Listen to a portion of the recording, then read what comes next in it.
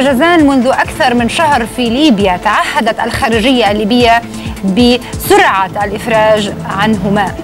الزميل الهادي الحناشي مفد العربية إلى طرابلس وبعد اتصالاته المستمرة طبعا منذ فترة بمسؤولين كبار في الخارجية الليبية أكدوا أنهم خاطبوا وزارة العدل الليبية بتسريع إجراءات الإفراج عن زميلينا في MBC محمد ومجدي، وكما وعدوا وعد الحر أتمنى أن يكون دين عليه.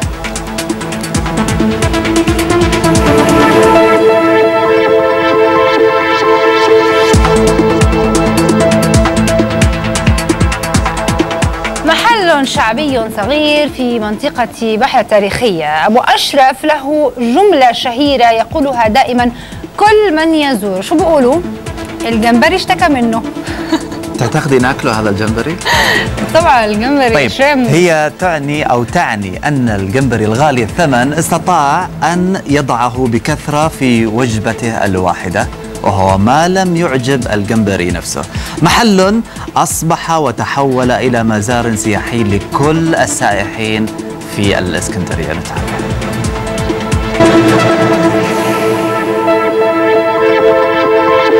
عالم البحار والمحيطات به الأعاجيب والغرائب، وانتقلت هذه العجائب إلى أبو أشرف صاحب محلات الأسماك بمنطقة بحري، حيث كانت خياشيم أسماكه متنفساً لأهل منطقته الذين ذاقوا طعم السياحة في هذه المقاطعة العتيقة على يده. وللحكاية أسرار.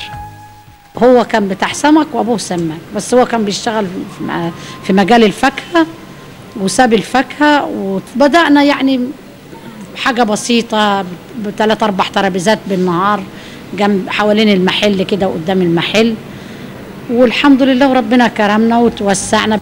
بين الاستاكوزا والجندفلي وأسماك المرجان والبوري طبق الجمبري الذي اشتهر به عرف بين مورديه بأنه الرجل اللي اشتكى منه الجمبري.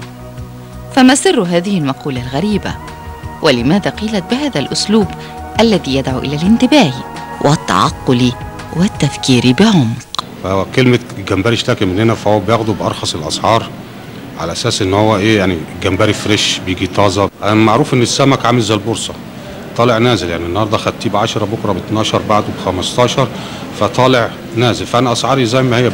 نكهة جديدة مضافة إلى الوجبة التي تقدم، وهي ما جعلت كل مقبل على الطعام هناك يعلم أنه لن يجد مقصده إلا في هذا المكان، بالإضافة إلى المصريين والسائحين وأبناء البلدة والأغراب عنها، تجمعهم مائدة واحدة وعشق للأسماك في هذا الحانوت العتيق. مجموعة من الشباب قالوا لنا عنه في القاهرة، وطبعا أول حاجة عملناها أن زرنا أبو أشرف هنا. وبالنسبة للأكل، الأكل بسم الله ما شاء الله يعني جدا ممتاز. الصراحة ما فيش عندهم تزوير، يعني ما يحطلكش سمك صيني زي ما بنشوف في السوق دلوقتي، لان بقت كل حاجه صيني للاسف.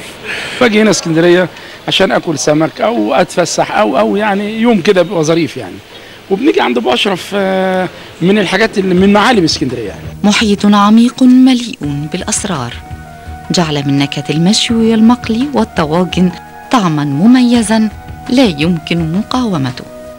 هو ما جعل الجمبري يقوم بثوره ويعبر قناة السويس ويهاجم ميناء الإسكندرية ويرفع رايته البيضاء معلنا وفاءه لأبو أشرف. اللي هيقول لنا علي وعلا قالوا ايه النهارده لهم خصم مننا 50% وطبق كشك وملوخيه بالجمبري من ايد الحاج. عبلة عبد الحليم لMBC في أسبوع الإسكندرية.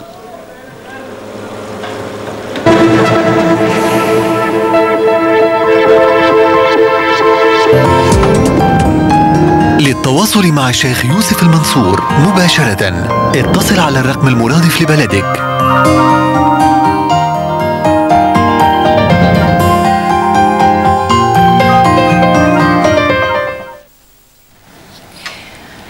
وصلنا إذا مشاهدينا ومستمعينا الآن إلى فقرة تفسير الرؤى والأحلام. ينضم إلينا مباشرة من الرياض